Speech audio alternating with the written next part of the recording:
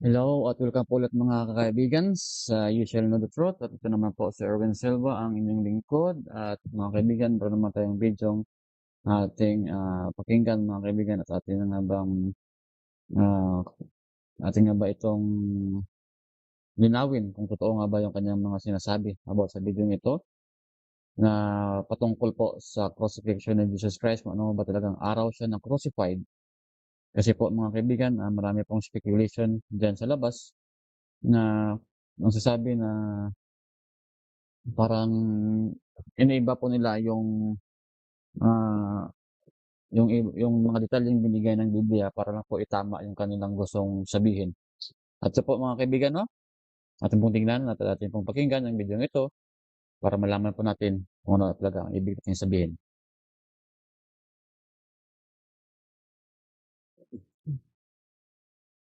Jesus didn't die on Friday. Here's why. Now, this isn't going to go over very well with a lot of you, but it's in the Bible, and at the end of the day, doesn't take away the fact that Jesus died on the cross to pay for our sins. Jesus said in Matthew chapter 12, verse number 40, that he would be dead for 3 days and 3 nights. But if he died on Friday, that would only give us 2 nights between Friday and Sunday. So how does it work? Well, in order to understand this, we have to know what constitutes a biblical day. Unlike our days that begin in the morning, biblical days actually begin the day before in the evening. For example, Saturday actually begins Friday evening, which is why Jews begin to observe the Sabbath on Friday night. Now, people assume that because Jesus Christ died before the weekly Sabbath, that automatically places his crucifixion on Friday. But consider these points. We all collectively agree that Jesus Christ died on the day of preparation. What people overlook is that the day after the preparation was actually not the weekly Sabbath, but rather the Feast of Unleavened Bread, that according to John chapter 19 verse 31 is referred to as a high day, also known as a special Sabbath that is more significant and distinctly different from your weekly Sabbath, thereby placing the Feast of Unleavened Bread before the weekly Sabbath, which is on Saturday, and the day of preparation on Thursday. Matthew 27 verse 46 also says that Jesus Christ gave up the ghost after the 9th hour, which is referring to 3 p.m., placing his death within the window of time that the Bible constitutes as being a day, accounting for the days beginning with the day on Thursday and ending on Saturday. So to put it chronologically, Jesus Christ observed the Last Supper with his disciples on Thursday evening, what we would consider to be Wednesday night. He was tried and crucified Thursday morning, died and was buried Thursday afternoon. High day was on Friday, weekly Sabbath on Saturday, resurrected on Sunday, thereby giving us 3 days and 3 nights between the day on Thursday and the night on Sunday when he arose as it began to dawn towards the first day of the week. And this is why Sa mga kaibigan 'no, itong lalaking ito, hindi naman siya po against sa Bible, 'no. So, against lang po siya doon sa day talaga kung ano talagang day si Jesucristo na na namatay sa cross at sabi po niya doon that was Thursday afternoon. And then sinasalibingan po si Christ Friday hanggang Saturday and then he rose on Sunday. So that's why he conclude na 3 days yung kanyang counting. So ganyan ba talaga mga kaibigan ang reckoning day of the Bible, no? At tingnan po natin mga kaibigan kung ano ba talaga ang nasusulat diyan sa Book of Mark, yung ah, 6 last day of Jesus Christ na nabuhay dito sa mundo, no? I mean, 6 last day of Jesus Christ, no? From first day to his crucifixion. Tingnan po natin mga kaibigan kung meron pa bang detalyeng ibinigay ang Biblia diyan. No, ito po mga kaibigan, atin pong basahin diyan sa Mark chapter 11 verse 1. At ito pong pagkasabi, "And when they came nigh to Jerusalem and to Bethphage and Bethany at the Mount of Olives, he sent these forth two of his disciples." Ibig po sabihin mga kaibigan, this is the first day of Christ entry in Jerusalem. No, first day po 'to. At ang yung second day po diyan mga kaibigan, ito po, "And on the morning and on the morrow when they come from Bethany, he was hungry." So ibig sabihin mga kaibigan, ibig sabihin, 2 days na po 'to, no? Nung pasok ni Jesus Christ in Jerusalem. This is a 2 days na, no? And in 3 days, ito po mga kaibigan, in the morning, as they passed by, they saw the fig tree dried up from the root. Third day na po 'to mga kaibigan, no? Ibig sabihin, in Matthew chapter 11, no, there are 3 days na na-record si Mark. I mean, si Mark pala, no? Sa Mark chapter 11, no, there are 3 days na na-record from entry to Jerusalem to the nung nakita ng mga disipulo na yung fig tree ay namatay, no? Ito pang-apat, after 2 days was the feast of Passover, no, and of the unleavened bread, no. So ito na po pang-apat. Hindi ko na po babasahin lahat, no, kung ano po ang nangyari diyan, no. Ito na lang po ay pinapakita lang po natin kung ilang araw talaga yung na-spend ni Jesus Christ from entry to Jerusalem to the crucifixion, no. So pang-apat na po 'to, itong Mark chapter 14 verse 1. Ito pa, in verse 12 ng Mark chapter 14. At the first day of the unleavened bread, when they killed the Passover, panglima na po to. Kanina, second day pa lang, nung 2 days after Passover, no? So, ito na naman is the first day of unleavened bread. So, ibig sabihin, panglimang araw na po to, no? Dito na po si Jesus Christ, no, nag-celebrate, o ito na po ang tinatawag nilang Last Supper, no, ni Jesus Christ. So, panglima na po to, mga kaibigan.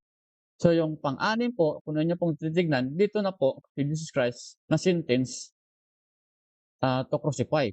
At dito nga po, itong araw na ito, dito po siya na-crucify. So ibig sabihin po mga kaibigan, this is the 6 days of Jesus Christ from entry to Jerusalem to His crucifixion. Ika 6 days po ito mga kaibigan. No? So atin pong tingnan, dito sa Mark chapter 15 verse 42, and now when the even was come, because it was a preparation, that is the day before the Sabbath. So ibig sabihin mga kaibigan, yung crucifixion talaga ni Jesucristo the day before the Sabbath. So yung sinasabi niya kasing Sabbath doon mga kaibigan, yung Sabbath po dito just was not the Sabbath of the 7th-day Sabbath.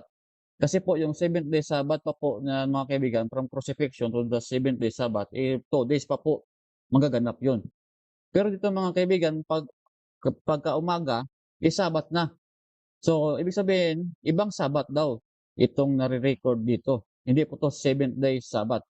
Because of nabasa niya po dyan doon sa John, no? Kung natin pong tignan, ito pong sinabi niya sa John chapter 19 verse 31, The Jews therefore, because it was a preparation that the bodies should not remain upon the cross on the Sabbath day, for the Sabbath day was a high day.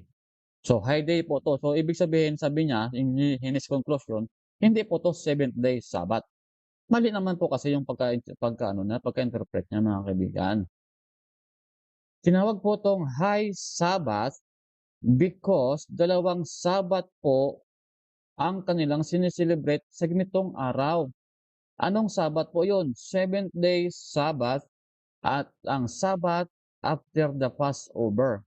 Kasi po si Jesus Christ was died on the Passover feast, no? So pagkatapos ng Passover feast, pagkaumaga niyan was a Sabbath. So Christ was crucified on the Passover feast at pagkaumaga niyan is the 7th-day Sabbath. At yung Sabbath na yan mga kaibigan, according to Leviticus 53 verse 5, was the fulfillment of the cross. No? The 14th day with the first month at even as the Lord passed over. So dito po na-crucify si Jesus Christ. At sa verse 5 po at 6 nakalagay dyan, on the 5th day of the same month in the feast of the unleavened bread, unto the Lord, 7 days must eat unleavened bread. No? But in verse 7 nakalagay po, in the first day ye shall have an holy convocation, ye shall have no work there, servile work therein. So ibig sabihin, hindi sila magtatrabaho sa araw na yon because that was considered as a Sabbath day after Passover. So yung Sabbath po dito mga kaibigan was the 7th-day Sabbath and the Sabbath of after Passover. Dalawa pong Sabbath yung nandito. Kaya tinawag po doon sa John chapter 19 verse 31 na high Sabbath. Kasi dalawang Sabbath yung celebrate nila dito. Nagkataon na dalawang Sabbath talaga yung na-celebrate nila dito. No? At yung Sabbath na yan na na-celebrate nila, no, after the crucifixion po ng Sabbath was crucified. At yan po ang Sabbath na nadan away na ni Jesus Christ. Ito po ang pagsabi. Blotting out of the handwriting of the ordinance that was against us, which was contrary to us, and took it out of the way, nailing to his cross. So ano yung kinuha niya by nailing to the cross? Let no man therefore judge you in meat or in drink or in respect of holidays or the new moon or the Sabbath day. This is the Sabbath day when after the Passover feast. Hindi po to Sabbath day, the seventh day Sabbath. This is the feast Sabbath po to. Ito po yung kanyang na-abolish through nailing it to the cross. Hindi po yung seventh day Sabbath. Yung seventh day Sabbath po mga kaibigan, nagkataon lang na tumama din doon sa first day of unleavened bread, which is the Sabbath din. At ito po yung patunay na yung fulfillment po ng sanctuary system in the crucifixion of Jesus Christ. So hindi po Sabbath, hindi po 'yon weekly Sabbath o feast Sabbath, no? Yung kanilang celebrate lang, kundi pa yung weekly Sabbath din, no? At ito po mga kaibigan, in chapter 16 of Mark, verse 9, now when Jesus was risen early the first day of the week. So, ibig sabihin, Christ was crucified on preparation day, and the Sabbath day, and then the first day of the week, He was resurrected, no?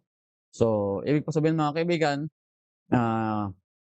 agree naman po halos lahat na yung first day dito was Sunday, no? So if Christ was risen on Sunday, and then Christ on the grave on the Sabbath, which is high Sabbath, weekly Sabbath, and the feast Sabbath after ng Passover feast. So ibig po sabihin, kung Sunday, yung first day dito, it means Saturday po siya nandoon sa libingan. At yung crucifixion niya was also a Friday, which is the preparation day. So bakit sinabi nila na hindi to tatlong araw?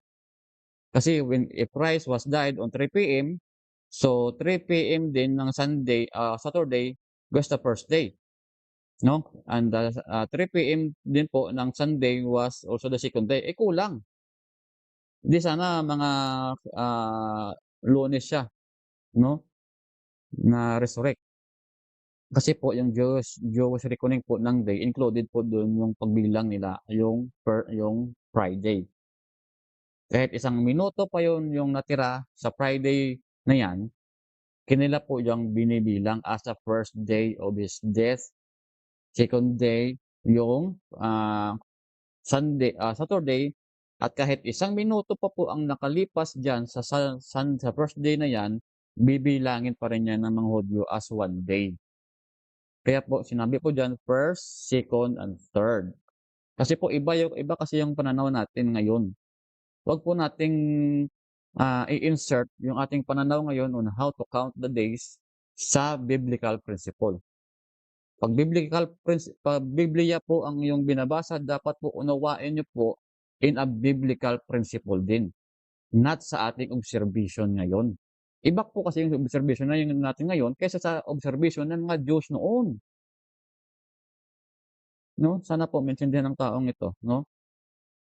Alam naman pala niya na sunset to sunset yung observation ng mga Diyos, day reckoning, bakit hindi niya alam yung way of counting, no, ng mga Diyos from crucifixion to the resurrection. Sana po mga kaibigan, no, wag mo niyo pong i-insist ang inyong gusto niyo lang ipalabas na parang sinasabi niyo pa na mas liar pa o sinungaling pa yung Word of God kaysa sa inyo. No, para lang itama ang mali niyong pananaw. Wag po kayong ganun. Dapat po, you must stick to the principle of the Bible. Pag Bible po yung binabasa nyo, stick kayo dyan sa principle. Wag niyong gawin o wag niyong gamitin yung principle natin ngayon kaysa sa Biblia noon. Iba po, no? Dapat doon kayo mag-stick kayo. Alangan naman na science yung subject nyo. Yung pananaw mo sa science is gawin mong Pilipino. Hindi pwede. No, hindi pwede yun. No? So kung science yung subject nyo, dapat i-stick nyo rin yung mind nyo sa science na observation. Kung Biblia yung binabasa nyo, dapat stick din kayo sa biblical principle observation of counting of days. No? Magkaiba po yung counting natin, reckoning day natin ngayon kaysa sa reckoning day of the Bible. Ha? So, if the first day of the week was Sunday, Jesus Christ was died on the Sabbath day, seventh day, and Christ was crucified on the preparation day, Friday. No? At mga kaibigan, meron pa po akong video i-upload, no, na nagsasabi na hindi daw totoo yung resurrection day. No? Wala daw archaeological, scientifical, or historical record na yung resurrection day was totoo. At doon niyo po makikita talaga na nakasulat sa history na Jesus Christ was crucified on Friday. Abangan niyo po yung video yan, i-upload po natin yan at atin pong siyasatin ang mga maling akala din ng mga taong ito about the resurrection. Kaya po mga kaibigan, no? Sana po wag po tayong magpalinlang sa mga video ito at sana po ay mag-aral po tayo ng mabuti upang tayo po ay hindi malinlang ng mga ahas na ito. They use the Bible to deceive others and to deceive themselves. Kaya po mga kaibigan, sana po ay maliwanagan po kayo at sana po ay patuloy po tayong maghanap ng katotohanan para tayo po ay maligtas. Kasi itong mga taong ito, tumuturo sa social media patungong impyerno. Ulit po, ito po si Erwin Silva, and you shall know the truth.